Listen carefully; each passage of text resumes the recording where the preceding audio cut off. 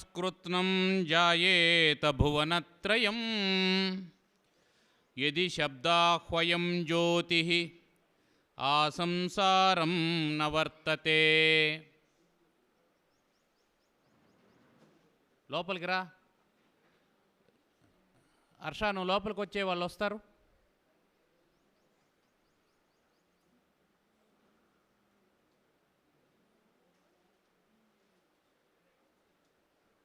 యది శబ్దాహ్వయం జ్యోతి, శబ్దం అనేటువంటి వెలుతురు గనక లేకపోతే భువనత్రయం ముల్లోకాలు చీకటిమయమైపోతాయి అని చెప్పి అన్నారు. అటువంటి శబ్దాన్ని మనం చక్కగా నేర్చుకొని చక్కని శబ్దాన్ని ప్రయోగిస్తే వాడికి స్వర్గలోకం ప్రాప్తిస్తుందనేటువంటి మాట కూడా ఉంది. అంటే మనం మాట్లాడేటువంటి మాటల్లో చాలా జాగ్రత్తగా మాట్లాడాలి, వాటిలో సాధుత్వం ఉండాలి అనేది ముఖ్యమైనటువంటి విషయం. దీనికి వ్యాకరణం అవసరం. అందుకే యద్యపి బహునాధీశే తథాపి పఠపుత్ర వ్యాకరణం, పఠపుత్ర వ్యాకరణం. స్వజన శ్వజనో మాభూత్ సకలం శకలం సకృత్ శకృత్ అన్నారు. రాసేటప్పుడు స్వజన అని రాయాల్సిన చోట శ్వజన అని రాసినామనుకో, స్వజనులు అంటే తనవారు అని అర్థం. వాళ్ళ ఇంట్లో జరిగిన పెండ్లికి స్వజనులంతా విచ్చేశారు అని రాయాలి నువ్వు. ఆ స్వజనులంతా విచ్చేశారు అని రాసేటప్పుడు సాబదులు షా రాసావనుకో, కుక్కల గుంపు వచ్చింది అని అర్థం. స్వజనులు అంటే కుక్కల సంతానం అని అర్థం. కాబట్టి ఏమవుతుంది, వాళ్ళ ఇంటికి పెళ్ళికి కుక్కలు వచ్చినారు అని అర్థం. అంటే ఇది అవమానించడం కదా. ఇది తెలిసి చేసినా తెలియక చేసినా తప్పే కదా.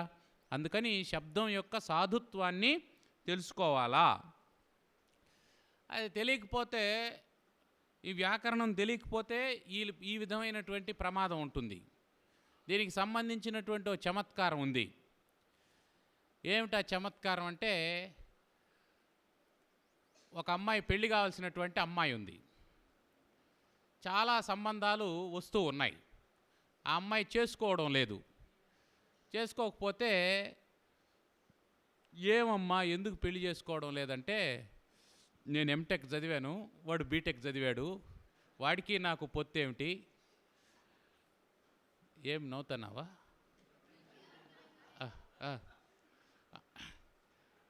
అని అమ్మాయి ఒప్పుకోవడం లేదు. నా అంత పాండిత్యం ఉండాలి వాడికి కూడా అని చెప్పి అన్నది.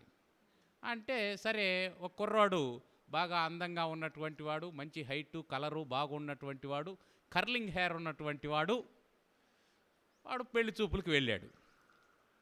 వాడు 10వ తరగతి వరకు కాంపోజిట్ తెలుగు చదివినటువంటి వాడు. వాడికి రామశబ్దం తెలుసు, అదొకటే తెలుసు వాడికి. వెళ్ళాడు, పెళ్లి చూపులకు వెళ్ళాడు. సరే, పెళ్లి చూపులు అయిపోయింది, వాళ్ళు వెళ్ళిపోయారు. సరే, మా అమ్మాయి అభిప్రాయం అడిగి చెప్తానండి అని చెప్పి ఆ కన్య తండ్రి చెప్పాడు. వాళ్ళు వెళ్ళిపోయారు. ఉత్తరం రాస్తామని చెప్పి అన్నారు. ఆ తర్వాత అమ్మాయిని అడిగాడు, తల్లి ఎలా ఉన్నాడు కుర్రోడు అంటే, బాగున్నాడు, అయితే నచ్చినాడని చెప్పేమంటావా, పెళ్లి చేసుకుంటావా అని అంటే, వెంటనే అమ్మాయి ఒక మాట అన్నది, యస్య షష్ఠీ చతుర్థి స్యాత్ విహస్య చ విహాయ చ తస్య కథం ద్వితీయా కథమహం భవేత్ అని చెప్పింది. యస్య ఎవడికైతే షష్ఠీ చతుర్థి స్యాత్ విహస్య చ విహాయ చ, అమ్మాయి ఏమడిగింది, విహస్య విహాయ అనే పదాలనిచ్చి ఇవి ఏ విభక్తి అని అడిగింది.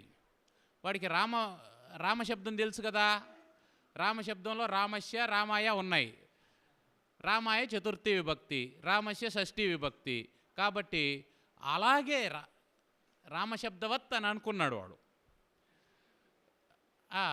అంతా అయిపోయిన తర్వాత, రామశబ్దం అయిపోయిన తర్వాత తదా శివ హరహ ఇది జ్ఞేయం అనేసి భవహ ఇవంతా లిస్ట్ ఇస్తాడు కదా. ఆ విధంగా దాంట్లో ఇట్లాంటి శబ్దం కూడా ఉందనుకొని విహాయ అనగానే ఇది చతుర్థి విభక్తి అన్నాడు, విహస్య అనగానే ఇది షష్ఠీ విభక్తి అన్నాడు. అరే రే వీడు సరే అదేదో కన్ఫ్యూజ్ అయినాడేమో అనుకొని అంతటితో ఆపలేదు ఆ అమ్మాయి. అంటే భవిష్యత్తులో పెళ్లి చూపులు ఎలా మారుతాయో చూడండి మీరు. ఇది వరకు అబ్బాయిలు ప్రశ్నలు అడిగితే అమ్మాయిలు చెప్పేవాళ్ళు, కానీ ఇప్పుడు పరిస్థితి ఏమిటి? అమ్మాయిలు ప్రశ్నలు అడుగుతారు, అబ్బాయిలు చెప్పాలి. అది భవిష్యత్తులో ఇట్లాంటి రోజు ఒకటి వస్తుందని ముందే చెప్పినారు మన వాళ్ళు. దానికి ఈ శ్లోకం నిదర్శనం. యస్య షష్ఠీ చతుర్థి స్యాత్ విహస్యచ విహాయచ. అటు తర్వాత సరే పోనీలే కథం ఏ విభక్తి అన్నది. ఏ విభక్తి అంటే వాడు రామం కదా, ద్వితీయ విభక్తి అన్నాడు. సరే పోనీలే అహం ఏ విభక్తి అన్నది, రామం కదా, ద్వితీయ విభక్తి అన్నాడు. అట్లాంటి వాడు నన్నవాడు వాడికి ద్వితీయ కథం అహం భవేత్. అట్లాంటి వాడికి నేను ద్వితీయగా, ద్వితీయ అంటే భార్య, వీడు అద్వితీయుడు కాబట్టి బ్రహ్మచారులంతా అద్వితీయులు, ద్వితీయ లేనటువంటి వాళ్ళు అని అర్థం. కాబట్టి బ్రహ్మచారికి అద్వితీయుడు అని కూడా ప్రయోగం చేయొచ్చు, ఏమి ఇబ్బంది లేదు. ద్వితీయ కథమహం భవేత్, అతనికి నేను ద్వితీయను ఎలా అవుతాను అని చెప్పి అన్నాడు. ఇంతకీ ఏమిటి? విహస్య విహాయ అనేటువంటివి, అదేవిధంగా కథం అనేటువంటిది అవ్యయాలు, అవి మారవు, అవి అట్లేగా ఉంటాయి. అవి అవ్యయం అంటేనే లింగవచన విభక్తి భేదాలతో మారకుండా ఉండేటువంటిది అవ్యయం అని చెప్పి అంటాం కదా. వ్యయం కానిది, మార్పు లేనటువంటిది. అహం శబ్దం, అహం దగ్గరకు వచ్చేటప్పటికి అస్మత్ శబ్దం ప్రథమ విభక్తి ఏకవచనం. ఇవన్నీ ఏమీ తెలియకుండా వాడేమన్నాడు, రామశబ్దం ఒకటి మనసులో పెట్టుకొని కథం అనగానే ద్వితీయ విభక్తి అన్నాడు, అహం అనగానే ద్వితీయ విభక్తి అన్నాడు, విహస్య అనగానే షష్ఠి అన్నాడు, విహాయ అనగానే చతుర్థి అన్నాడు. మంచి పండితురాలైనటువంటి పిల్లను పెళ్ళంగా పొందేటువంటి అదృష్టాన్ని కోల్పోయాడు. కాబట్టి శబ్దం యొక్క స్థితిగతుల్ని మనం తెలుసుకోవాలంటే వ్యాకరణం చదువుకోవాలి, వ్యాకరణం చదువుకోవాలి. అయితే వ్యాకరణం చదువుకోవాలి అని అంటే దీనికి మనకు ఆ శబ్ద స్వరూపం కూడా తెలిసి ఉండాలి.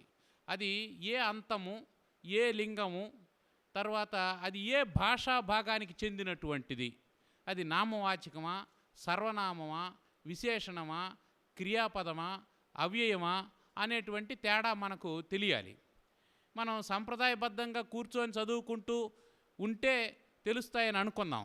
అది తెలియనప్పుడు కొత్త పదం వచ్చింది, సందేహం వచ్చినప్పుడు ఏం చేయాలి?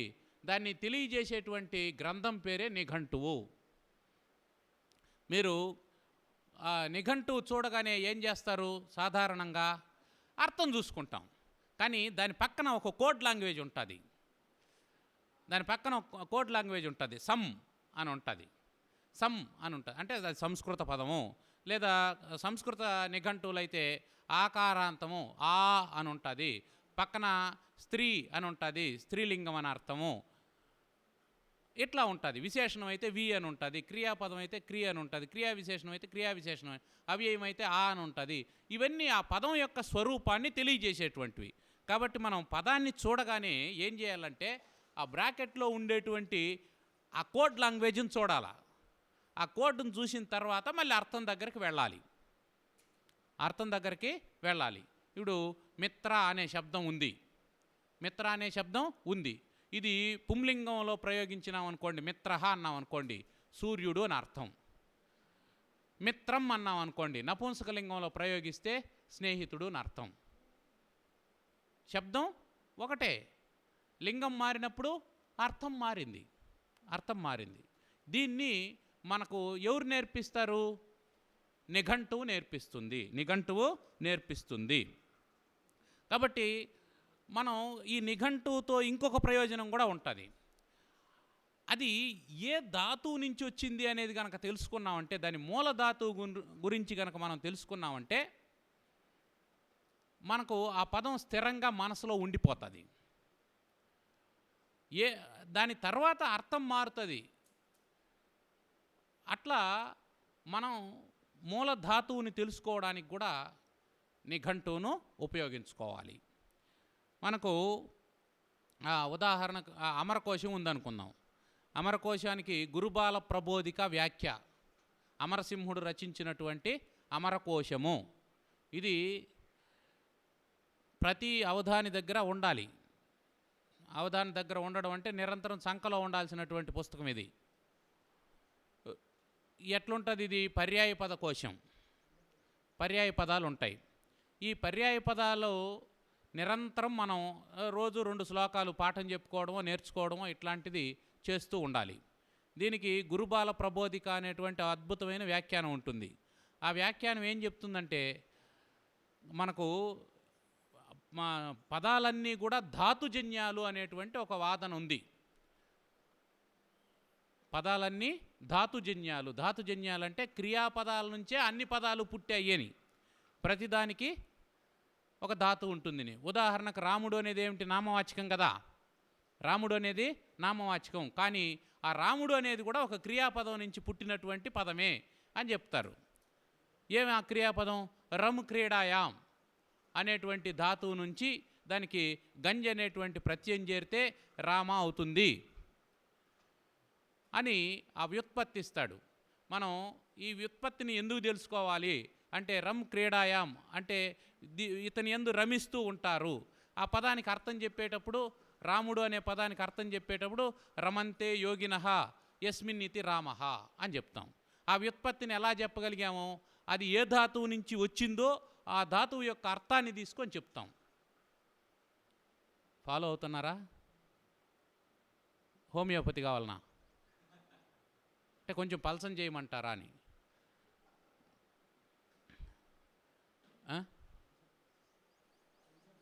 కొంచెం పల్సం చేయండి. ఓ వెరీ గుడ్. కాబట్టి ఆ రాముడు అనేటువంటి పదం మనకు ఏ అర్థంలో వాడారు అనేది తెలియాలంటే, క్రీడాయాం రమించువాడు అంటే ఆనందించువాడు అని అర్థం. క్రీడ అంటే ఆనందించడమే కదా, ఆనందించేవాడు అని అర్థం. ఎవరు ఆనందిస్తారు అంటే, ఆ రామనామాన్ని జపించి యోగులు ఆనందిస్తారు. కాబట్టి ఎవని నామాన్ని జపించడం చేత యోగులు ఆనందిస్తూ ఉంటారో అతనికి రాముడు అని పేరు. ఈ వ్యుత్పత్తి మనకి ఎక్కడ దొరికింది? ఎక్కడ దొరుకుతుంది? అమరకోశంలో దొరుకుతుంది. గురుబాల ప్రబోధిక వ్యాఖ్యానంలో దొరుకుతుంది. వ్యాఖ్యానం చదివితే ఇది తెలుస్తుంది. ఇప్పుడు అక్కడే భుజగ అని శబ్దం ఉంటుంది. భుజగ అంటే ఏమి? పాము అని తెలుసు. ఎందుకు భుజగ అని వచ్చింది అంటే, భుజం వక్రం. భుజం అంటే వక్రం. భుజం అంటే భుజం కాదు, స్కందం కాదు, వక్రం అంటే వంకర అని అర్థం. అంటే భుజ అనేటువంటి శబ్దానికి వంకర అనేటువంటి అర్థం కూడా ఉందనేది మనం అమరకోశం చూస్తే తెలుస్తుంది. అది వంకర టింకరగా పోతుంది కాబట్టి దానికి భుజగం అనే పేరు వచ్చింది. పాము వంకరగా పోతుంది కదా, అందువల్ల దానికి భుజగం అనే పేరు వచ్చింది అని చెప్తుంది నిఘంటు. ఇది నేర్చుకున్నాం అనుకోండి, మనం ఈ పద్ధతిలో నేర్చుకున్న తర్వాత ఆ పదాన్ని మనం మర్చిపోయేందుకు అవకాశం ఉండదు. కాబట్టి పదాన్ని నేర్చుకోవడం అంటే దాని ధాతు స్వరూపంతో, మూల ధాతువుతో సహా నేర్చుకోవాలి అని మనం గుర్తుపెట్టుకోవాలి. అలా నేర్చుకోవాలంటే సంస్కృతంలో అమరకోశం మనకు చాలా ప్రామాణికమైనటువంటి నిఘంటువు. ఇది కాకుండా ఇంకొంచెం మీరు గట్టిగా నేర్చుకోవాలనుకున్నారంటే వాచస్పత్యము. వాచస్పత్యము అత్యంత బృహన్నిఘంటువిది. తారానాథ తర్కవాచస్పతి. తారానాథ తర్కవాచస్పతి ఇది నాగరలిపిలో ఉంటుంది. దీంట్లో ఆ పదం ఇవ్వడమే కాకుండా ఆ పదానికి సంబంధించినటువంటి అనేకమైనటువంటి కృదంత రూపాలు, తద్దిత రూపాలు అవి ఎలా వస్తాయి, దాని యొక్క నిష్పత్తి ఎలా ఉంటుంది అనేది ఇస్తాడు. ఉదాహరణకు క్రియాపదం అనుకోండి. క్రియాపదం అనగానే అది దశలకారాల్లో ఏ లకారానికి చేరింది, అది సేట్ట అనిట్ట, ఇట్లాంటి విశేషాలన్నీ కూడా దాంట్లో ఉంటాయి. అంటే వ్యాకరణ సంబంధమైనటువంటి విశేషాలు కూడా. దాన్ని ఏ అర్థంలో ఎలా ప్రయోగించాలనేటువంటి వివరాలు కూడా ఉంటాయి. కాబట్టి వాచస్పత్యం సాధారణంగా లైబ్రరీల్లో ఉంటుంది. ఒకప్పుడు చౌకంబా వాళ్ళు దీన్ని ప్రచురించారు. ఇప్పుడు కూడా దొరుకుతుందేమో, కాకపోతే ఇది వేలల్లో ఉంటుంది. బహుశా 40-50 వేలు ఉంటుంది ఈ డిక్షనరీ. మోతీలాల్ బనారసి దాస్ వాళ్ళు వేశారు, చౌకంబా వాళ్ళు వేశారు. దేవనాగర్లో ఉంటుంది.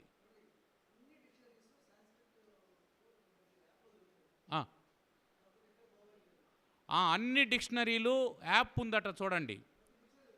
ప్రతి డిక్షనరీ దొరుకుతుందని చెప్పి అన్నారు. అది చూసుకోండి. ఆ వెసులుబాటు లేనటువంటి వాళ్ళు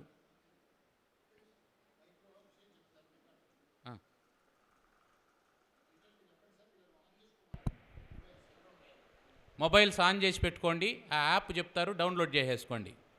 సులభంగా పని అయిపోతుంది. అసలు యాప్ అవసరం లేదు. మీరు ashtadhyayi.com అని కొట్టండి. అష్టాధ్యాయి ASHTADHYAYI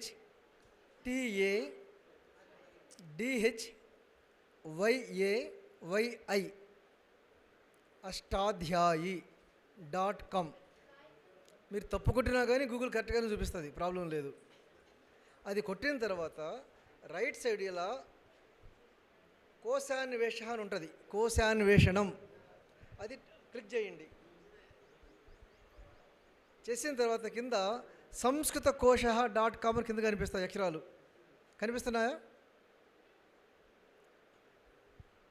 మళ్ళీ బ్యాక్ వెళ్ళండి. కోశాన్వేషణం అని రైట్ సైడ్ ఉంటుంది, కనిపిస్తుందా? కోశాన్వేషణం అది క్లిక్ చేశారంటే అన్నిటికంటే లాస్ట్ సాంస్క్రిట్ కోశ.com అని కనిపిస్తుంది. దాంట్లోకి వెళ్ళి మీరు ఇంగ్లీషులో కానీ హిందీలో అంటే దేవనాగరిలో కానీ ఏ పదం టైప్ చేసినా కానీ, ఉదాహరణకి మా ఎందుకు గళ టైప్ చేసామనుకోండి, లేదా హలా, మీ ఇష్టం, హలా HALA టైప్ చేయొచ్చు, లేదా బెస్ట్ ఏంటంటే దేవనాగరి హలా టైప్ చేయండి. అది రాగానే మీకు శబ్దకల్పద్రుమ, వాచస్పత్యము, తర్వాత అభిధాన చింతామణి, ఇలాంటివి దాదాపు 10-15 డిక్షనరీస్ కనిపిస్తాయి. కృదంత రూపమాల, అన్ని డిక్షనరీస్ కనిపిస్తాయి. ఇంకొక ప్లస్ పాయింట్ ఏంటంటే మీరు తెలుగులో చదువుకోదలుచుకుంటే అంతవరకు కాపీ చేసుకొని గూగుల్లోకి వెళ్ళి ట్రాన్స్క్రిప్ట్ ఇంటూ తెలుగు అంటే మొత్తం తెలుగులో ట్రాన్స్క్రిప్ట్ కనిపిస్తే తెలుగులో పేస్ట్ చేసుకోవచ్చు, అంటే తెలుగులో చదువుకోవచ్చు. ఇప్పుడు ఎవరైనా పంపించమంటారు, ఇది వాచస్పత్యంలో ఉంది అంటాను, మా ఫ్రెండ్స్ అంతాను, సరే పంపించండి అంటారు. వాళ్ళు హిందీ స్క్రిప్ట్ రాదు కదా. సో నేనేం చేస్తాను, ఇది కాపీ చేసి గూగుల్లోకి వెళ్ళి, అంటే హిందీ ఈ టూల్స్ ఉంది, గూగుల్స్ చాలా ఉన్నాయి, దాంట్లోకి వెళ్ళి దాన్ని కాపీ చేసి తెలుగు స్క్రిప్ట్లోకి మార్చి వాళ్ళకి పంపిస్తుంటుంటాను. ఈ విధంగా మీరు ఏ పదం కావాలన్నా లక్షలు పెట్టి కొనుక్కోవాల్సిన అవసరం లేదు. ముఖ్యంగా వాచస్పత్యము, శబ్దకల్పద్రుమ, ఆ తర్వాత అమరకోశము, ఈ 3 మనకి ashtadhyayi.comలో దొరుకుతాయి. అలా వద్దు అనుకుంటే మీరు గూగుల్ ప్లేస్టోర్లోకి వెళ్ళి ఈ 3 డౌన్లోడ్ చేసుకోవచ్చు. యాప్స్ కూడా ఉన్నాయి, సపరేట్ యాప్స్ ఉన్నాయి. వాచస్పత్యం యాప్ ఉంది, శబ్దకల్పద్రుమ యాప్ ఉంది, అమరకోశ యాప్ ఉంది. ఈ 3 డౌన్లోడ్ చేసుకోవచ్చు. మీకు ఏ పదం కావాలన్నా కానీ. కాకుంటే ఈ యాప్స్లో మాత్రము ఖచ్చితంగా మీరు దేవనాగరి లిపిలోనే టైప్ చేయాలి. అది అష్టాధ్యాయి అయితే ఇంగ్లీష్లో కూడా టైప్ చేయొచ్చు, అదొక్కటే తేడా. థ్యాంక్ యూ అన్న.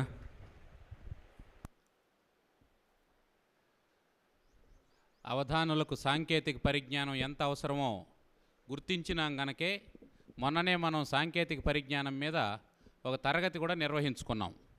కాబట్టి ఈ సాంకేతిక పరిజ్ఞానాన్ని కూడా మనం చక్కగా వినియోగించుకోవాలి. అటు తర్వాత ఇంకా కొన్ని మనం ఇంటి దగ్గర పెట్టుకోదగినటువంటి డిక్షనరీస్, కొని పెట్టుకోదగినటువంటివి సర్వశబ్ద సంబోధిని, ఈ సంస్కృతానికి సంబంధించినటువంటి డిక్షనరీ. తెలుగు లిపిలో దొరుకుతుంది. ఇది తెలుగు లిపిలో దొరుకుతుంది. సర్వశబ్ద సంబోధిని పరవస్తు శ్రీనివాసాచార్య 700 రూపాయలు.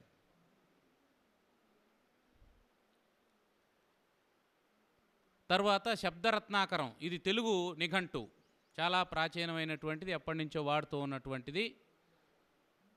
బహుజనపల్లి సీతారామాచార్యులు వారు ఖచ్చితంగా ఉండాల్సిందే శబ్దరత్నాకరం.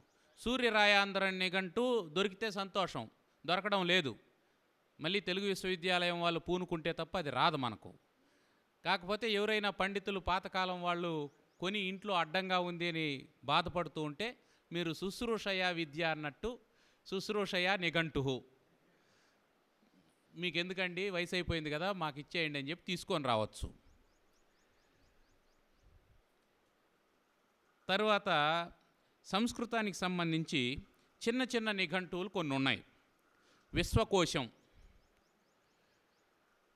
ఇవి సంస్కృతంలో విచిత్రమైనటువంటి నిఘంటువులు ఏమిటంటే అంతమయ్యే పదంతో నిఘంటువులు ఇస్తాడు. అకారాంతములు, ఇకారాంతములు, ఉకారాంతములు అని. మామూలుగా మనం డిక్షనరీ ఎట్లా చూస్తాం, మొదటి అక్షరం ఏదో దాంతో చూస్తాం.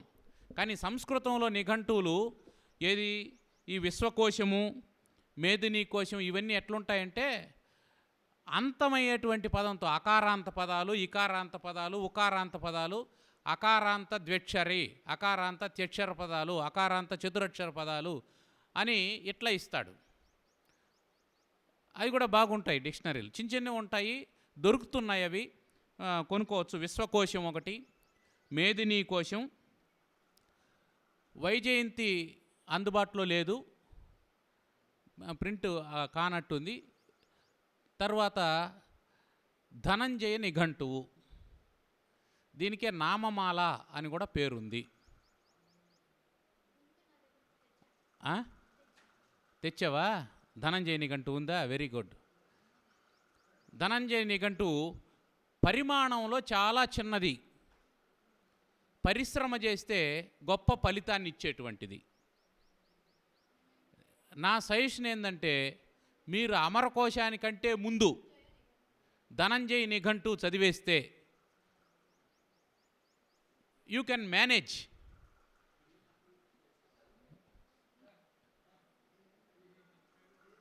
అది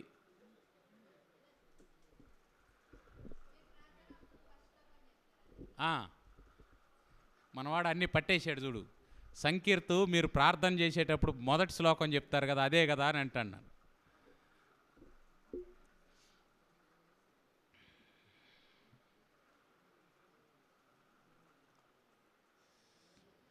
ఇక తెలుగుకు సంబంధించినటువంటి నిఘంటువులు ఆంధ్రనామ సంగ్రహం, సాంబ నిఘంటువు,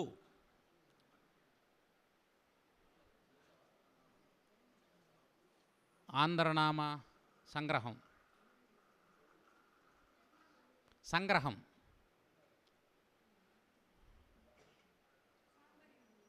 సాంబ నిఘంటు, ఇవన్నీ పద్యాల్లో ఉంటాయి. ఈ నిఘంటువులు పద్యాల్లో ఉంటాయి. అచ్చతెనుగు నిఘంటువులు ఇవి.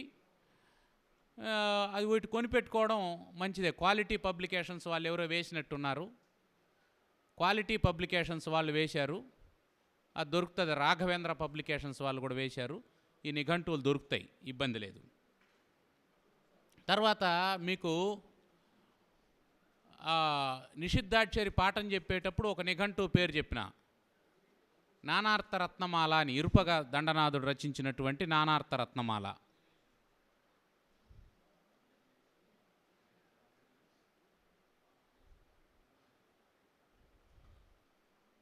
అమరకోశం ఉన్నటువంటి వాళ్ళు అమరకోశంలో ఖచ్చితంగా మీరు ముందుగా చదవాల్సింది ఏంటంటే విశేష నిఘ్న వర్గం చదవాలి.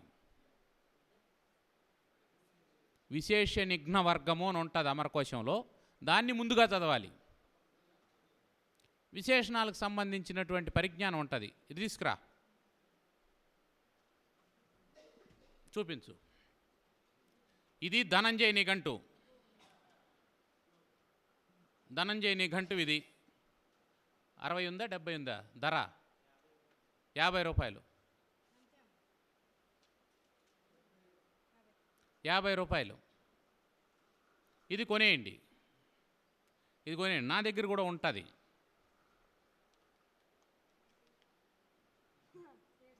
నా దగ్గర కూడా ఉంది, కాకపోతే నువ్వు తెచ్చినావు కాబట్టి నీ పుస్తకంలో నుంచే పాఠం. ఇందా తీసుకో. ఏమి దాని ప్రత్యేకత అని అంటే, అది పదాలని తయారు చేసుకునే పద్ధతి నేర్పిస్తుంది. మిగతా నిఘంటువులు పదాలనిచ్చి అర్థాన్ని ఇస్తే, ధనంజయ నిఘంటువు పదాలని ఎలా తయారు చేసుకోవాలి అనేది నేర్పిస్తుంది. ఏముంటాయి అందులో అంటే, ఉదాహరణకి భూమికి పర్యాయ పదాలు చెప్తున్నాడు. భూమిర్భూ పృథివీ పృథ్వీ గహ్వరీ మేదినీ మహీ ధరా వసుంధరా ధాత్రి క్షమా విశ్వంబరావని వసుధాధరణీ క్షోణి క్ష్మాధరిత్రీ క్షితిశ్చకుః కుంభినీ ఇలా ఉర్వరా ఉర్వీ గౌః జగతి వసుమత్యపి అని చెప్పాడు. ఎన్ని శ్లోకాలు? 2 శ్లోకాలు. ఈ 2 శ్లోకాలు కంఠస్థం చేస్తే మీకు 27 పర్యాయ పదాలు వస్తాయి భూమికి. రాసుకునేస్తారు 27 పర్యాయ పదాలు? రాసుకో. భూమి, భూ, పృథివీ. కిందికి రాసుకోండి, ఇటు చెప్తాను.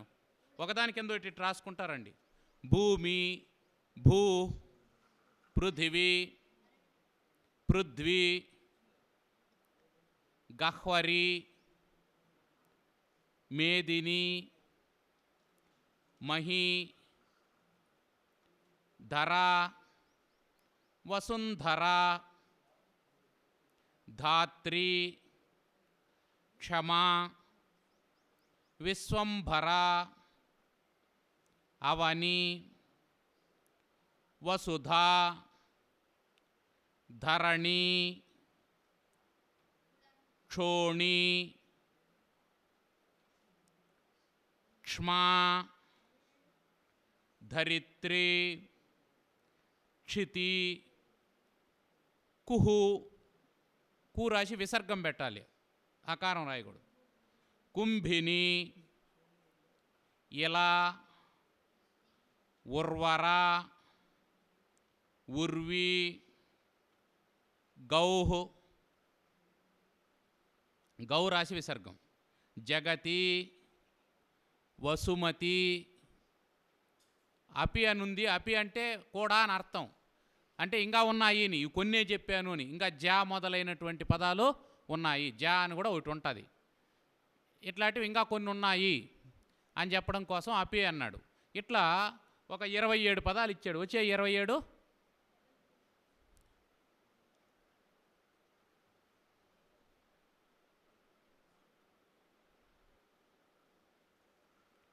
ఇచ్చాడు.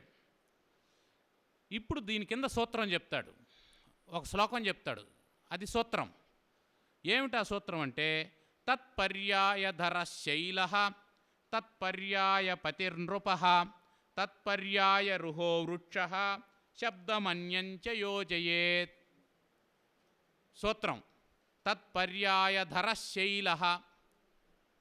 ఈ భూమి పర్యాయ పదాలు 27 ఉన్నాయి కదా. ఈ 27 పర్యాయ పదాల పక్కన ధర అనే పదం చేరిస్తే, ధర కానీ ధర పర్యాయ పదాలు కానీ, ధరకు పర్యాయ పదాలు కూడా చేర్చచ్చు, చేరిస్తే అది శైల, పర్వతం అవుతుంది. అంటే పర్వతానికి పేర్లు చెప్పడంలే, పర్వతాన్ని ఎలా తయారు చేసుకోవాలో చెప్తున్నాడు. ఇప్పుడు ధర అనే దానికి పర్యాయ పదాలు రాసుకోండి. ధర, ధర, ధ్ర, మహాప్రాణి ధ, దాని కింద రేఫం ధ్ర. భృత్, భృత్, మహాప్రాణి భ, దానికి రుత్వం భ్రూ, తకారం భృత్. ఇప్పుడు ఎన్ని వచ్చినాయి? 3 అయినాయి. ఇప్పుడు భూమి ధర అంటే పర్వతము, భూమి ద్రహ పర్వతము, భూభృత్ పర్వతము. అట్లాగే భూభృత్, భూమిభృత్, పృథివీభృత్, పృథ్వీభృత్, గహ్వరీభృత్, మేదినీభృత్, మహీభృత్. ఇట్లా ఎన్ని అవుతాయి? 27. మొత్తం ఎన్ని 27లో? ఎన్ని 27లో? 3 కదా. 3 27. 3 27 ఎంత? 81 పదాలు పర్వతానికి నీకు తెలుసు. ఈ రెండు శ్లోకాలు నేర్చుకున్నావంటే, ఈ 3 పదాలు తెలిస్తే పర్వతానికి నీకు ఎన్ని తెలుసు? 81 పదాలు తెలుసు. ఇప్పుడు దాని పక్కన జా పెట్టావు అనుకో, భూమి బృజ్జ అన్నామనుకో, పార్వతీదేవి అయిపోయింది. భూమి బృజ్జ అంటే పార్వతీదేవి అయిపోయింది. పార్వతీదేవిని వర్ణించమంటే పార్వతి అని ఎంతసేపు పా పా పా అంటే పక్కనుండేవాడు రా నిషేధం అని అంటే పార్వతి రాలేదని భయపడాల్సిన అవసరం లేదు. భూభృజ్జ పార్వతి. ఈశ్వరుడు కావాలంటే దాని పక్కన పా పెట్టు, భూభృజ్జప అయిపోయింది. అర్థమైపోయిందా? ఈ విధంగా పదాలని తయారు చేసుకోవడానికి ఈ నిఘంటు ఉపయోగపడుతుంది. తర్వాత తత్పర్యాయ పతిర్నృప, అంతే. భూభృజ్జ అంటే గణేషు, కుమారస్వామి, సుబ్రహ్మణ్య స్వామి వాళ్ళంతా. ఇప్పుడు పతి శబ్దానికి పర్యాయ పదాలు రాసుకోండి. పతి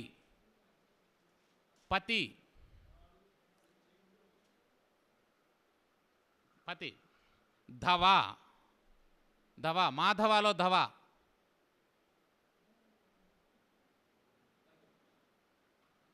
భర్త పా, కేవలం పా. పతి అన్న పా అన్న ఒకటి. ఎన్ని? 4 కదా. పతి, పా, ధవ, భర్త 4 అయినాయి. ఇప్పుడు ఈ 27 పక్కన 4 పెట్టినాం అనుకోండి, 108 అవుతాయా? అంతే కదా. కాబట్టి రాజుకు నీకు ఎన్ని పర్యాయ పదాలు తెలుసు? రాజుకు నీకు ఎన్ని పర్యాయ పదాలు తెలుసు? 108 పర్యాయ పదాలు తెలిస్తే ఏ పద్యంలో, ఏ గణం కాడ, ఏ ఛందస్సులో అయినా నువ్వు వెతుక్కుండే పనే ఉంది. ఇంకా దాన్ని తేవడం అతికించడం. తర్వాత తత్పర్యాయ పతిర్నృప, భూమి పర్యాయ పదాలకు పతి పర్యాయ పదాలు చేరిస్తే రాజు అవుతాడు. అయిపోయిందా? తర్వాత 3వ సూత్రం ఏం చెప్పాడు? తత్పర్యాయ రుహో వృక్ష, భూమి పర్యాయ పదాలకు రుహ పర్యాయ పదాలు చేర్చినామంటే చెట్టు అవుతుంది అని చెప్పన్నాడు. రుహ పర్యాయ పదాలు రాసుకోండి. రుహ ఒకటి, రుట్టు ఒకటి. రుహ రుట్టు, భవ, జా, ఇందాక చెప్పినాము జా.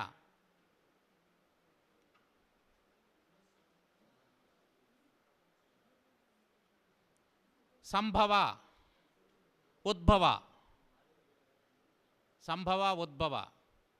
ఉద్భవని మళ్ళీ ప్రోద్భవ చేసుకునే వాళ్ళు కూడా ఉంటారు, అది వేరే.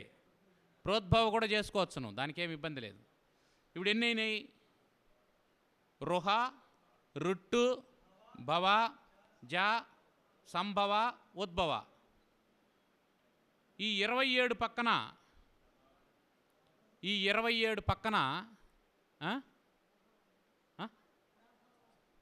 ప్రభవ కూడా ఉంటుంది.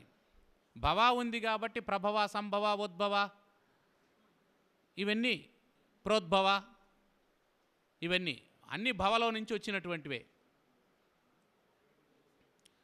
వీటిని కలుపుకుంటే ఏమవుతుంది? చెట్టు అనే అర్థం అవుతుంది. చెట్టు అనే అర్థం వస్తుంది. ఆ చెట్టుకు చర పర్యాయ పదాలు పెట్టినారనుకోండి, చర, చల, అట,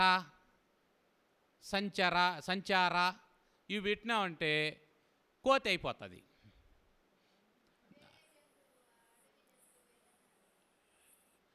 చెట్టు మీద సంచరించేది అనే అర్థంలో కోతికి పర్యాయ పదాలు వస్తాయి. అర్థమైందా? ఆ పర్యాయ పదాలు వచ్చిన తర్వాత దానికి ఈన, ఈట్, ఈశ అనేటువంటి శ్రేష్టతా వాచకాలు వేసినారంటే హనుమంతుని పేర్లు అయిపోతాయి. ఈ ప్రణాళిక మీకుంటే నిషిద్ధాక్షరిలో మీది ఆకాశ గమనం అవుతుంది. మీకు ట్రాఫిక్ ట్రబులే ఉండవు, ఎక్కడా సిగ్నల్ దగ్గర ఆగాల్సిన అవసరం ఉండదు. వాళ్ళు ఏమైనా అవతల వాళ్ళు ఏమైనా నిషేధం చేసుకుంటా ఉండి నిషేధించే ప్రాశ్నికుడిది లేట్ అవుతుందే కానీ పద్యం చెప్పే అవధానిది లేటు కాదు. ఈ ప్రణాళిక మనకు ఉండాలా.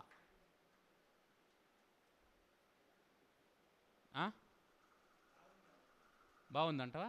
కంఠస్థం చేస్తే ఇంకా బాగుంటుంది. వింటేనే ఇంత బాగుంటే ఇది కంఠస్థం అయిపోయింది అనుకోండి, ఎంత బాగుంటుంది. ఆ కంఠస్థం అయిపోయినటువంటి దాన్ని ఒక బళ్ళో పోయి చెప్పినారనుకోండి పిల్లల ముందర, వాళ్ళకి బోర్డు మీద రాసి ఒరే భాష అంటే ఇంత సులభం రా, ఇది కష్టం కాదు అనేసి భూమి పర్యాయ పదాలు నేర్చుకున్న తర్వాత మీకు ఇన్ని పదాలు వస్తాయని చెప్పినాం అనుకోండి, వాడు 27 పదాలు నేర్చుకొని ఇప్పుడు మనం ఈ మూడింటికి కలిపి ఎన్ని పదాలు చెప్పినాం తెలుసా? భూమికి 27 పర్యాయ పదాలు, తర్వాత పర్వతానికి ఎన్ని పర్యాయ పదాలు చెప్పినాం? 27 × 3 ఎన్ని? 81. 81 ఒక 27 ఎంత? నోట్ చేసుకోండి మర్చిపోకుండా. తర్వాత రాజుకి ఎన్ని పర్యాయ పదాలు చెప్పినాం? రాజుకి ఎన్ని పర్యాయ పదాలు చెప్పినాం? 4 కదా. 4 27 108. 108 అది కూడా కలుపుకోండి. ఇప్పుడు చెట్టుకి ఎన్ని పర్యాయ పదాలు చెప్పినాం? 6. 6 27 ఎంత?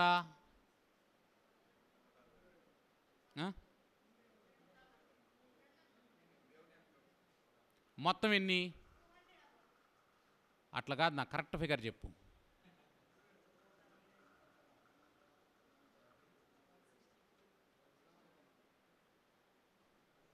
27 + 81 + 108 ప్లస్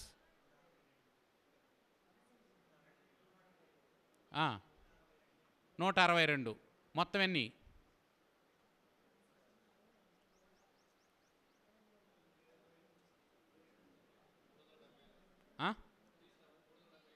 378 పదాలు చెప్పినా నేను మీకు. ఇప్పుడు 378 పదాలు చెప్పినాను నేను మీకు. ఇప్పుడు ఈ 378 పదాల్లో ఇంకా కొన్ని మనం లెక్కించనివి ఉన్నాయి. లెక్కించనివి ఏమిటి? పర్వతం పర్యాయ పదాలు ఎన్ని ఉన్నాయి మనకు దాంట్లో లిస్టులో? ఎన్ని? 81 కదా. 81 కదా పర్వతం పర్యాయ పదాలు. ఈ 81 పక్కన జా, రుహ, రుట్టు ఇవన్నీ, ఇవి 6 కదా. ఈ 81 × 6 వేసుకోండి. అన్ని పార్వతీదేవికి పర్యాయ పదాలు చెప్పినాం. పార్వతీదేవికి 81 × 6 8 6 ఎంత? 48. 486 పర్యాయ పదాలు పార్వతీదేవికి చెప్పినా నేను మీకు. ఇంక రాసుకోండి సహస్రనామాలు. ఈ 2 శ్లోకాలతో మీరు సహస్రనామాలు రాసుకోవచ్చు దేనికైనా. అర్థమైందా? భాష ఇంత సులభం, పట్టుకుంటే. వదిలేస్తే ఓం నమః శివాయ.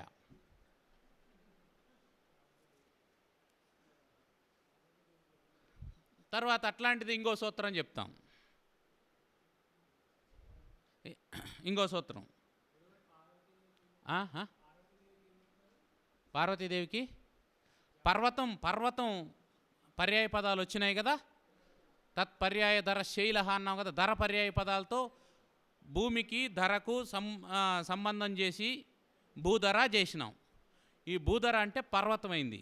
పర్వతం యొక్క పుత్రిక కాబట్టి పార్వతి. భూధర ఉంది, భూధర ఉంది కదా. దాని తర్వాత భూధరజ, భూధర రుట్, భూధర రుహ, భూధర భవ, భూధర సంభవ, భూధర ప్రోద్భవ, భూధరోద్భవ. ఇట్లా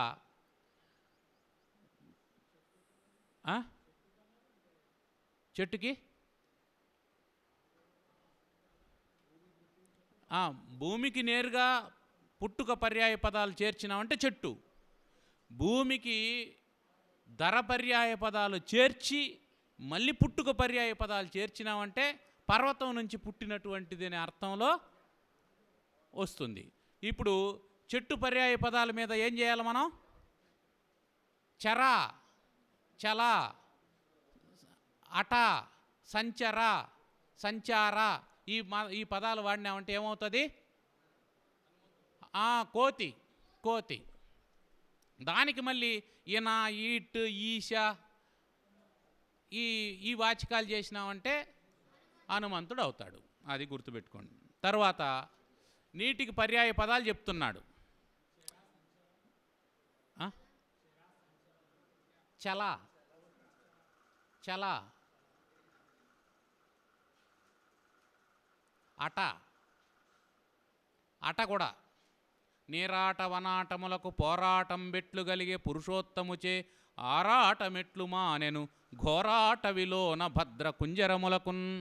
అట శబ్దం నీరాట, నీటిలో సంచరించున్నది మొసలి, వనాట అడవిలో సంచరించున్నది ఏనుగు. అట్లా చదువుతూ ఉన్నప్పుడు ఆ పదాన్ని మనం గుర్తుపెట్టుకోవాలా, అది తీసి పక్కన రాసి పెట్టుకోవాలా అధ్యయనం చేసేటప్పుడు. తర్వాత నీటికి పర్యాయ పదాలు చెప్తున్నాడు. వార్వారి జలమంబోంబు కం అర్ణ సలిలం పయ శరం వనం కుశం తోయం నీరం జీవనమద్విషం అని 17 పర్యాయ పదాలు చెప్పాడు. రాసుకుంటారా? వాహ్, వా రాసి విసర్గం పెట్టుకోండి. వాహ్.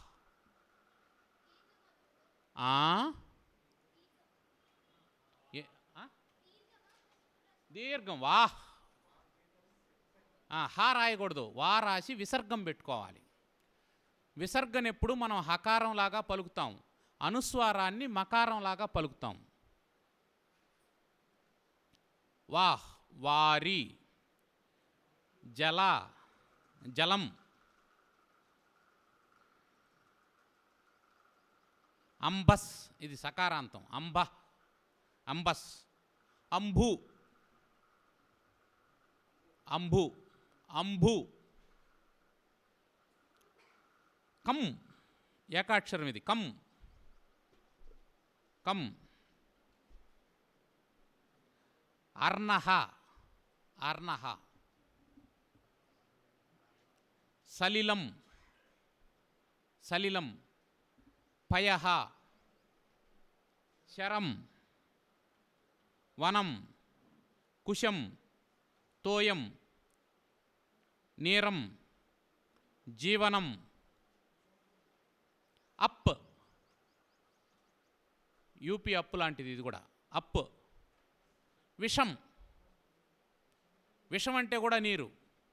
వశ్చరిత్రలో విషరాశింజనీయింపవో అని చంద్రోపాలంబనంలో ఉంటుంది అద్భుతమైన పద్యం. ఆ పద్యం చెప్పాడని భట్టుమూర్తిని విషకవి అన్నారు.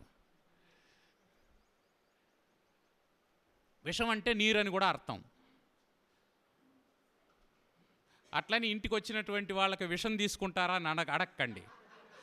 అంటే మన సంస్కృత పాండిత్యం అట్లా మనం దాన్ని ప్రయోగించకూడదు. ఒకడు ఒక ఇంటికి పోయాడట.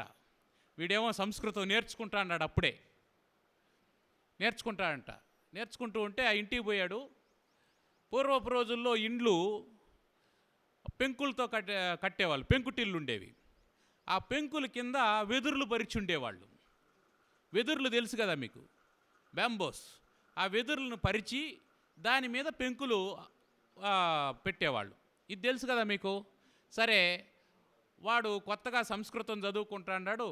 నేషనల్ సాంస్క్రిట్ యూనివర్సిటీ తిరుపతిలో చేరాడు. వాడు సంస్కృతంలో బాగా నేర్చుకుంటాడు. వాడికి సంస్కృతం మీద మిక్కుటమైనటువంటి ప్రేమ ఉంది. వాడు ఆ ఇంటికి వెళ్ళాడు. ఇంటికి వెళ్ళగానే రాబాబు ఎలా ఉంది ఇల్లు అని అన్నాడంట. గృహ యజమాని ఎలా ఉంది మా ఇల్లు అన్నాడంట. వాడు ఇట్టా చూసి వంశనాశనం అన్నాడంట.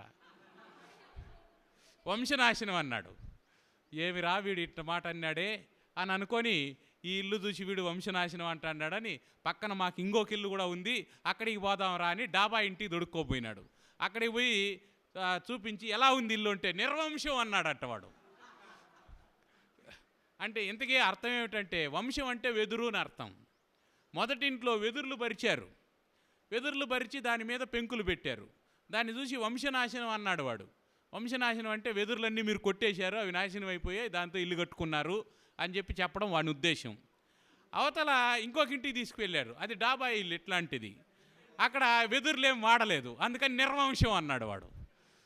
అంటే మనకు సంస్కృతం తెలుసు కదా అనేసి దాన్ని ఎక్కడ ప్రయోగించవచ్చు ఎక్కడ ప్రయోగించకూడదు అని తెలియకుండా మాట్లాడకూడదు. అందుకని శ్రేయం మౌనం అపండితానాం అని చెప్పన్నారు. చాలా సందర్భంలో శ్రేయోదాయకమైనటువంటిది ఏంటంటే మనం మాట్లాడకుండా ఉండడం శ్రేయస్సు. అందుకని విషం అనేది జలానికి పర్యాయ పదం కాబట్టి ఇంటికి వచ్చినటువంటి వాళ్లకు కాసిని మంచి విషం తీసుకుంటారా అని చెప్పి అన్నారనుకోండి, వాళ్ళు గడప దగ్గర నుంచి అటే వెళ్ళిపోతారు, ఏదో వీడు ప్రణాళిక చేసినట్టున్నాడని. అది చంద్రహాసుని కథ. ఇతడు మనకు అహితుడు విషము నిమ్ము అని రాస్తే ఇతడు మనకు హితుడు విషయ నిమ్ము అని మార్చాడు. అది చంద్రహాసుని కథ.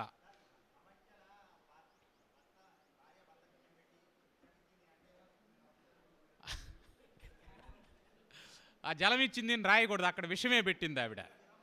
మొన్న ఆయన చెప్తున్నది ఏమిటంటే, పేపర్లో ఒక న్యూస్ వచ్చింది ఏమిటంటే, ఒక భార్య భర్తకు విషం పెట్టి చంపింది.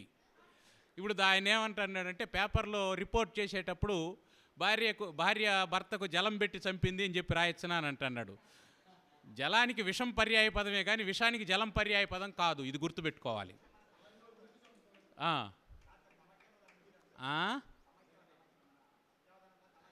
సమస్యలు ఇచ్చేటప్పుడు ఇవ్వచ్చు, ఇట్లాంటి వాటితో సమస్యలు తయారు చేసుకొని ఇవ్వచ్చు. విషము తిన్నవాడు వృద్ధి చెందు అని ఇవ్వచ్చు. అప్పుడు ఆ విషయానికి జలం అని అర్థం చెప్పచ్చు, ఏమి ఇబ్బంది లేదు. విషము త్రాగువాడు వృద్ధి చెందు అంటే సరిపోయింది, ఇబ్బంది లేదు.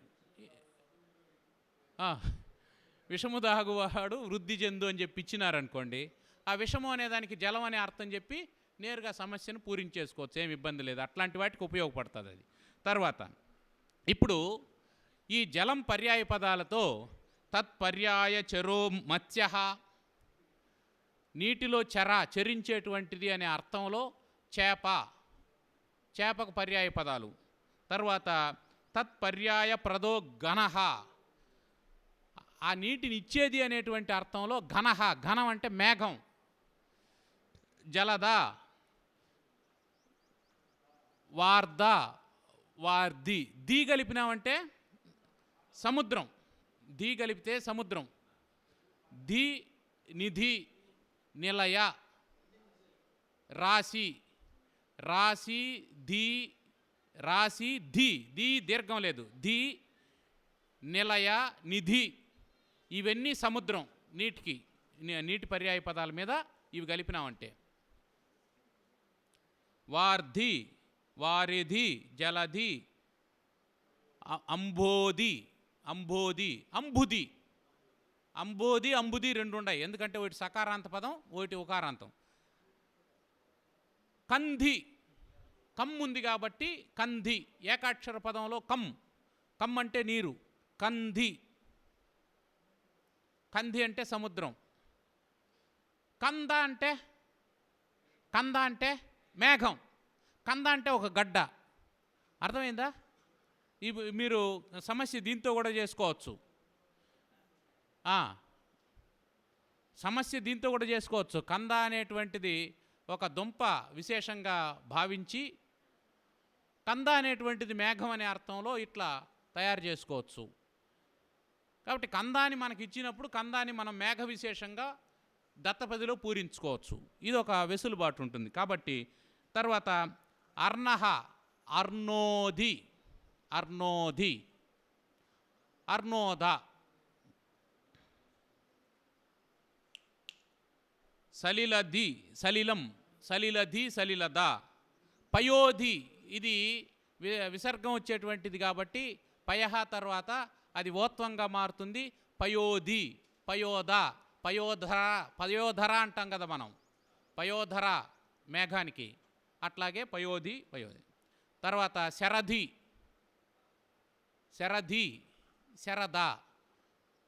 శరద మేఘం, శరధి సముద్రం. వనధి సముద్రం, వనద మేఘం. కుశధి, కుశద, కుశ అంటే కూడా నీరు అని అర్థం. తోయధి, తోయద, నీరధి నీరద. జీవనది జీవనది జీవనది వేరు. అల్ప ప్రాణం అన్నప్పుడు జీవనది అంటే నిరంతరం ప్రవహించేటువంటి నది అని అర్థం. అక్కడ జీవ నది వేరువేరు. ఇక్కడ జీవనది సముద్రం. జీవనద జీవనం ఇచ్చేటువంటిది మేఘం అని అర్థం. జీవనద జీవనద జీవనద అంటే జీవితాన్ని ఇచ్చేటువంటిదని మేఘం అని అర్థం. తల్లికి కూడా జీవనద అని వాడచ్చు. తల్లిని గురించి చెప్పేటప్పుడు కూడా జీవనద అనొచ్చు. జీవితాన్ని ఇచ్చేటువంటిది అనే అర్థంలో తండ్రికి కూడా వాడచ్చు. ఇంకా స్పష్టంగా కావాలనుకుంటే జీవనదాత జీవనదాయి అని వాడచ్చు, ఇబ్బంది లేదు. తర్వాత జీవనం అప్, ఇది ఒక ఏకాక్షరం. అబ్ద అబ్ది, అబ్ద అబ్ది.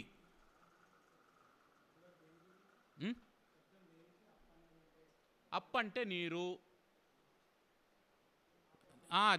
దీనికి ఉకారాంతం చేసి మనం ఏం చేస్తాం, అప్పు అంటాం తెలుగులో. అప్పులు అంటే నీళ్లు అని అర్థం. అప్పులు అంటే నీళ్లు. అప్పులు అంటే రుణం అని కూడా అర్థం. ఇక్కడ కూడా మీరు చమత్కారం చేసుకోవచ్చు. అప్పులు అంటే నీళ్లు.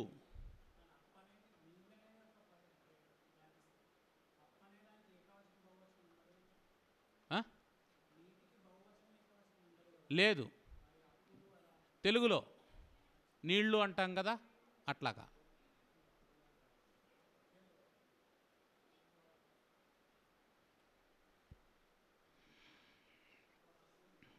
ఈ విధంగా మీరు మిగిలినటువంటిది, నేను ఊరికే 2 పర్యాయ పదాలు చెప్పినాను.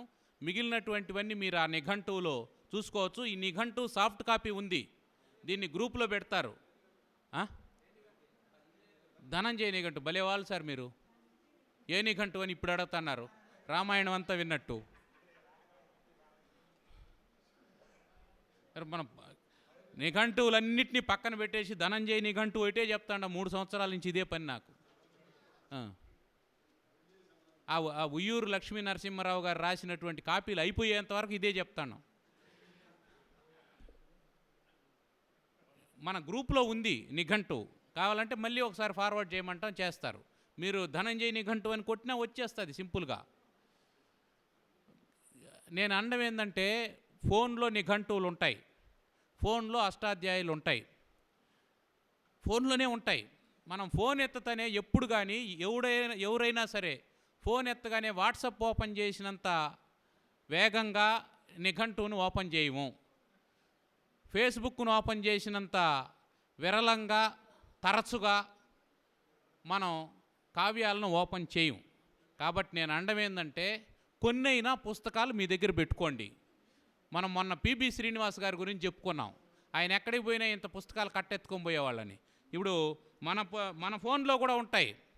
ఒక చిన్న లింక్ పెట్టుకున్నామంటే 3500 పుస్తకాలు ఉన్నాయి. నా ఫోన్లో కూడా 5000 పుస్తకాలు ఉన్నాయి. ఎందుకో చదవలేము. మనం ఇట్లా పెట్టుకొని ఓపెన్ చేసుకొని 2 పద్యాలు చదివే కొద్దీ పైనుంచి నోటిఫికేషన్ కనిపిస్తుంది మనకు, వాట్సాప్ నోటిఫికేషను. అది ఎవరు పెట్టారు ఏమో అనేసి దీన్ని ఏం చేస్తామంటే పక్కకు పెట్టి వాట్సాప్ ఓపెన్ చేస్తాం, అయిపోయింది. ఇంకా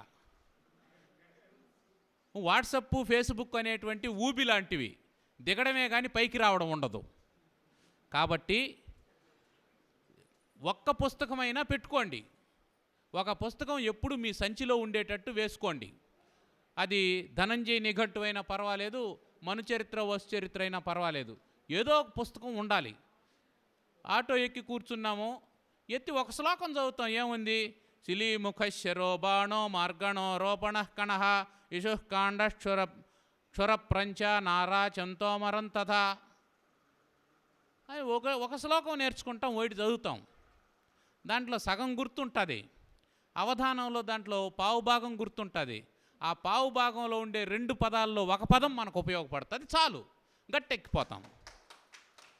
మహాపండితులైపోయి మళ్ళీ మనం నిఘంటువులు కొత్తగా రాయాల్సినటువంటి అవసరం లేదు. ఉన్నది మనకు పిండి ఎంత ఉంటే దాంతో రొట్టె చేసుకుంటాం. బాగా చేసుకుంటాం, శ్రద్ధగా చేస్తాం, తృప్తిగా తింటాం. తిందామా?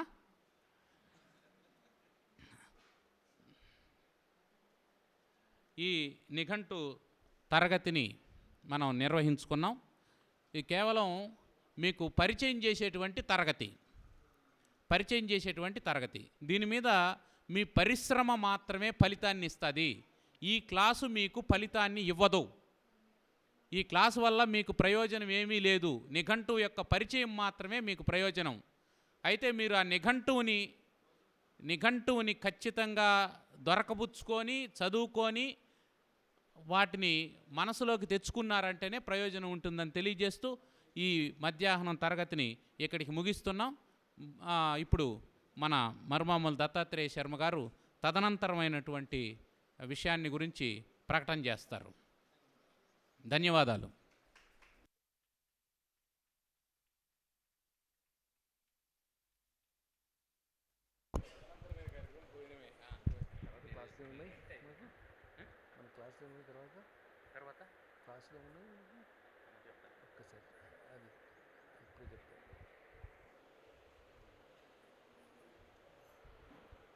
ఇక్కడికి అయిపోయింది. జిఎం రామశర్మ గారి క్లాసు, రామకృష్ణారావు గారి క్లాసు.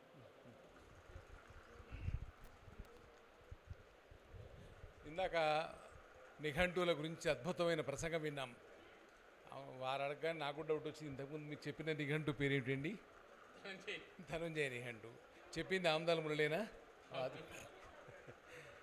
గుర్తుపెట్టుకోండి, ధనుంజయ నిఘంటు. అవకాశం ఉంటే ధనుంజయ నిఘంటువులు తెప్పించి అవధానంలో కాదలుచుకున్న వాళ్ళందరికీ అందజేయమన్నా కూడా మాకేం ఇబ్బంది లేదు, అందజేస్తాం. మీరు అవధానం చేస్తారని నాకు గ్యారంటీ ఇస్తే, ఎవరెవరు నాకు గ్యారంటీ ఇస్తారో వాళ్ళకు ఆ నిఘంటువులు నేను అందజేస్తాను. ఎందుకంటే పుస్తకం ఉంటే చాలదు, దాన్ని ఉపయోగంలోకి తీసుకురావాలి. పుస్తకం మస్తకంలో పెట్టుకుంటే లాభం లేదు, అలాగే మన కప్బోర్డులలో ఉంటే లాభం లేదు. వాటిని నిత్యం ఉపయోగించుకునే పద్ధతిలో మీరు వాడుకుంటా అంటే అవి తెప్పిద్దాం. మనకు సమయం ఎక్కువ లేదు. మరి వాళ్ళు ఆర్డర్ చేస్తే రేపు వస్తాయో తెలియదు. వస్తే 50 రూపాయలకు నిఘంటు పెద్ద కష్టం కాదు. మీ 8 మందో ఏమో ఉన్నారు కదా, మీరు చేస్తానన్న వాళ్ళకు తప్పకుండా తెప్పిద్దాం. అది అలా ఉంచితే ఇవాళ నిఘంటువుల గురించి ఎంత చక్కని ఉపన్యాసాన్ని మనం విన్నాం. శ్రీశ్రీ గారు శ్మశానాల వంటి నిఘంటువులు దాటి అంటాడు. అంటే ఆయన అన్నీ చదివాడు, ఆయనకు అన్నీ తెలుసు. నిఘంటువులన్నీ ఆయన ఆపోషణ పట్టినవాడు. అలాగే ఛందస్సుల సర్ప పరిష్వంగం అంటాడు. ఛందస్సుల లక్షణాలన్నీ ఆయనకు తెలుసు. ఆయన గొప్ప ఛందోవేత్త. అయినప్పటికీ శ్రీశ్రీ గారు అలా అనడం వల్ల ఒక తరం మొత్తం నిఘంటువులు పక్కన పెట్టేసింది, ఛందస్సును పక్కన పెట్టి వచన కవిత్వం వెంటబడ్డది. ఇవాళ మళ్ళా మనం పద్య కవిత్వాన్ని, వచన కవిత్వాన్ని మళ్ళా అర్థం చేసుకోవడానికి, ప్రయత్నం చేసుకోవడానికి, నిఘంటువులను మళ్ళీ అనుసరించడానికి కొన్ని వేదికలు ఇలాంటివి ఏర్పడ్డాయి. వీటిని మనం ఉపయోగించుకుందాం. నిఘంటువుల్ని నిత్య జీవన వ్యవహారాల్లో భాగంగా పెట్టుకుందాం. ఏ పదం వచ్చినా ఆ పదానికి సంబంధించిన ఆలోచన చేయాలి. ఇప్పుడు ఇందాక వారు చెప్పారు, ఒక భూమి తెలిస్తే కొండ తెలుస్తుంది, కొండ తెలిస్తే ఆ కొండ పట్టి తెలిసిపోతున్నది, కొండ పట్టి తెలిస్తే ఆ భర్త తెలిసిపోతాడు. ఇలా ఒకదాని నుంచి ఒకటి మనం ఎన్ని పదాలైనా సృష్టించుకోవచ్చు. మన పద సంపద అలా పెంచుకోవాలి. అట్లాంటి మంచి మార్గాలు చెప్పిన ఆమదాల మురళి గారికి హృదయపూర్వక నమస్కారాలు చెప్తూ, వారు చేసినటువంటి ఉపన్యాసం, ఇవాళ ఈ పాఠం ఇదంతా కూడా రాసి పెట్టాలని ఉంది నాకైతే. మొత్తం ఇవన్నీ రికార్డ్ చేసాం, పెట్టాము. ఇవన్నీ ఒక మంచి వ్యాసంలాగా తయారు చేసి తెలుగు పండితులు అందరికీ అందించాలి. ఇవాళ రాష్ట్రంలో, ఉభయ తెలుగు రాష్ట్రాల్లో ఉన్న తెలుగు పండితులందరికీ అందించాలి. అలాగే ఇందాక ఉదయం విశేష వృత్తాల గురించి సుబ్బలక్ష్మి గారు చెప్పారు. అవి కూడా చాలా చాలా ఉపయోగకరం. అంటే కేవలం ఒకే ఛందస్సు కాకుండా ఆడుకోవచ్చు. బులుసప్పన్న గారి అవధానం, శతావధానం మేము వెళ్ళి చూస్తే ఆమె ఆశువులన్నీ కూడా రకరకాల ఛందస్సులు చెప్పారు.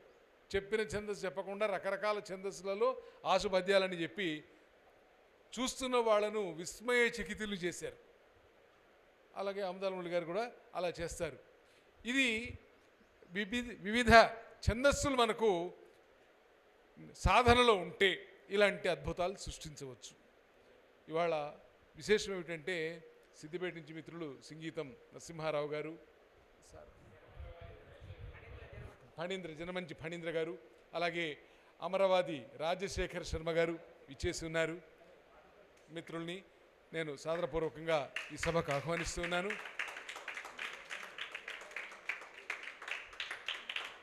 గుప్తా గారు,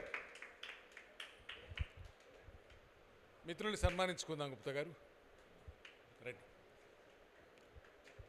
జనమంచి ఫణీంద్ర సోదరుడు, అలాగే సంగీతం వారు అమరవాది రాజశేఖర్ శర్మ గారు. అమరవాది రాజశేఖర్ శర్మ గారు మంచి వాగ్గేయకారుడు నా దృష్టిలో. ఆయన చక్కని పాటలు రాస్తారు, చక్కని పాటలు ఆలపిస్తారు. ఆయన తెలుగు భాష ఔన్నత్యాన్ని గురించి రాసిన పాట చాలా విఖ్యాతమైంది. ఆ పాటను వారిని ఆ పాట జ్ఞాపకం ఉంటే ఒకసారి ఆ పాటను ఆలపించవలసిందిగా కోరుతున్నాను. ఆ పాటతో ఈ పూట కార్యక్రమాలు సమాప్తం అవుతాయి. వెంటనే భోజనాలకు సాపాటుకు వెళదాం.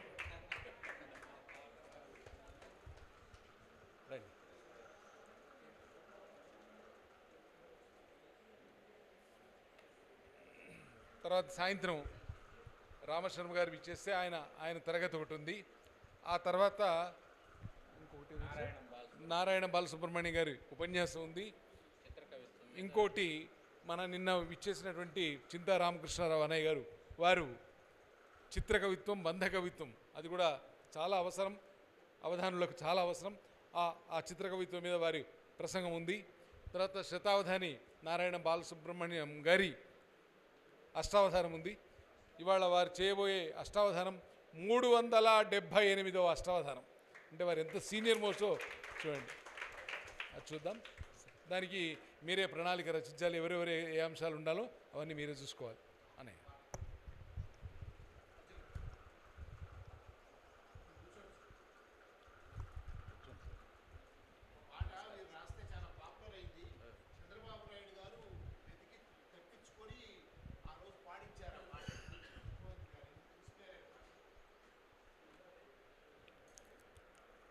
వీణియనాద వినోదంలా తేనియ మధురిమసారంలా మానిత కోకిల గానంలా మురిసె తెలుగు భాష రామచిలుకలాపనలా జామురాతిరి వెన్నెలలా బోసి నవ్వులా దొంతరలా విరిసె తెలుగు భాష అమ్మ ప్రేమకు రూపంలా కొమ్మను పుట్టిన కుసుమంలా గుమ్మ పాలలో కమ్మదనంలా నిలిచే తెలుగు భాష వీణియనాద వినోదంలా తేనియ మధురిమసారంలా మానిత కోకిల గానంలా మురిసె తెలుగు భాష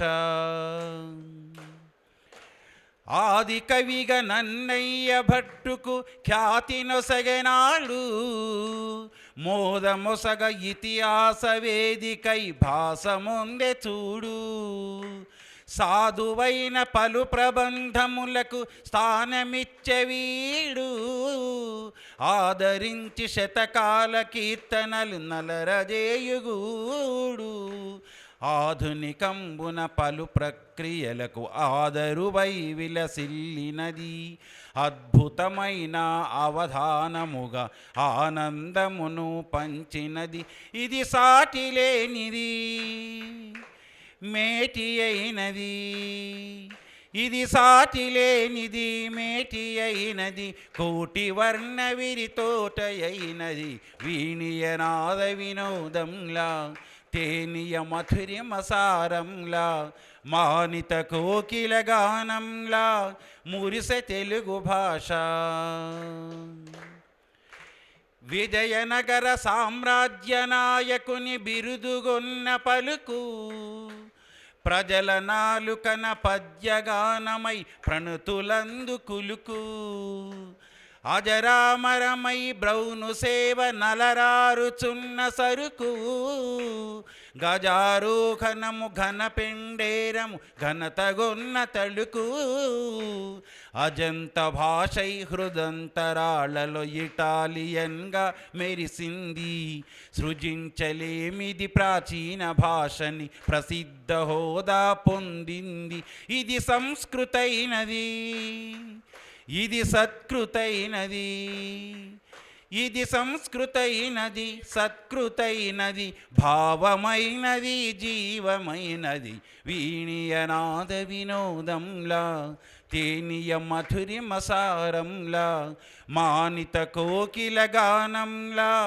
మురిస తెలుగు భాష రామచిలుకలాపనలా జామురాతిరి వెన్నెలలా బోసి నవ్వులా దొంతరలా విరిసె తెలుగు భాష అమ్మ ప్రేమకు రూపంలా కొమ్మను పుట్టిన కుసుమంలా గుమ్మ పాలలో కమ్మదనంలా నిలిచే తెలుగు భాష తెలుగులోన మాట్లాడేద్దాం తెలుగు సాహితిని చదివేద్దాం పలు భాషలలో పాటవమున్న తెలుగు తల్లిని మెరిపిద్దాం తల్లి తెలుగును మురిపిద్దాం జయ హో తెలుగు జయ హో తెలుగు జయ హో తెలుగు జయ హో తెలుగు జయ హో తెలుగు. ఎన్ని పద్యాలు చెప్పినా చప్పట్లు మోగలేదు. ఒక్కసారి గానం వినగానే హృదయం పులకించింది, రెండు చేతులు ఒక దగ్గరికి వచ్చాయి. అది గానానికి ఉన్నటువంటి గొప్పతనం. హృదయాన్ని రసార్ద్రీభూతం గావిస్తుంది ఈ గానం. అలాగే పద్యాలు కూడా కొన్ని మత్త కోకిల లాంటి పద్యాలు పాడినప్పుడు అనుకోకుండా మీరు తాళాలు వేస్తారు. అంటే గానానికి అంత ఇది. అవధానికి గాత్రం కూడా తోడైతే అద్భుతాలు సృష్టించవచ్చు. నాగపండి శర్మ గారు గొప్ప ఉదాహరణ. ఇప్పుడు మా అమరవాది వారిని మీసములు ఎవరు లేరని మీసములు పెంచిన మా అమరవాది రాజశేఖర కవి గారికి సత్కారం. నాన్న భరత్ శర్మ, శతావధాని భరత్ శర్మ గారు, అలాగే శతావధాని ఆమదాల మురళి గారి చేతుల మీదుగా సత్కారం. మధ్యలోకి రండి.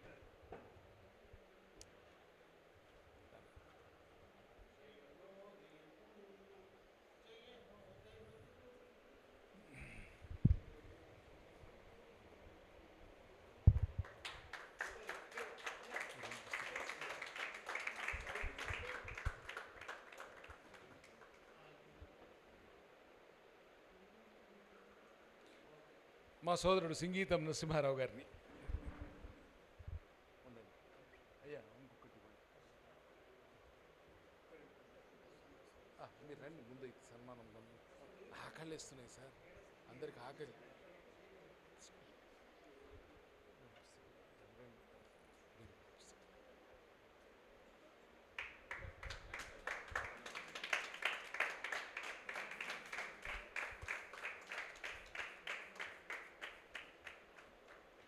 మీరు ఆ ఫోన్ అందుకోండి. జనమంచి ఫణీంద్ర అన్నారా, పైకి రా. జనమంచి ఫణీంద్ర శర్మ గారు చెప్పండి, పద్యాలు చెప్పండి.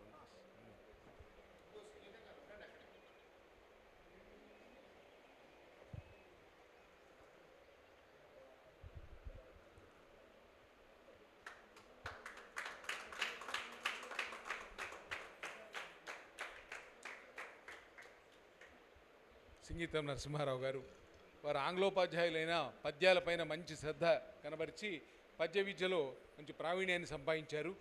వారు ఏదో పద్యాలు రెండు చెప్తారట. అవధాన విద్యా వికాస పరిషత్ సంయుక్త నిర్వహణలో 4వ అవధాన శిక్షణా శిబిరం నడుస్తున్నది. చాలా ధన్యవాదములు అన్నయ్య వాళ్ళందరికీ కూడా, పెద్దలందరికీ కూడా ధన్యవాదాలు తెలియజేస్తూ, అంటే ఛందస్సు సంబంధించిన పద్యం వినిపిద్దామని. తేనెలలకు శబ్దములు తేనెలలకు శబ్దములు తేజము నింపగ పద్యధారలై మాని నివృత్త ఛందమున మాని నివృత్త ఛందమున మైమరపించును పద్యహృద్యమై గానము చేయగోరెదము కమ్ర మనోజ్ఞత గూర్చుమంచు మా శ్రేణులనందరిన్ కవుల శేముషిదెల్పుడి పద్యమల్లుచున్ అనొచ్చు. ఇంకొకటి వినిపిస్తాను.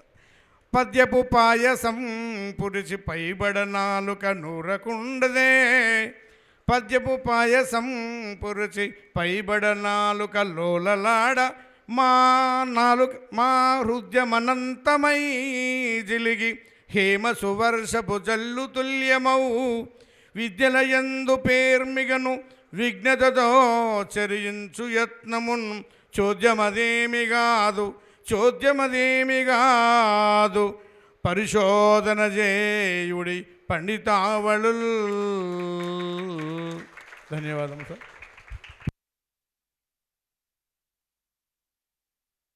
మళ్ళా 2 గంటల 30 నిమిషాలకు ఇదే అలవరసలపై కలుసుకుందాం. అంతవరకు సెలవు.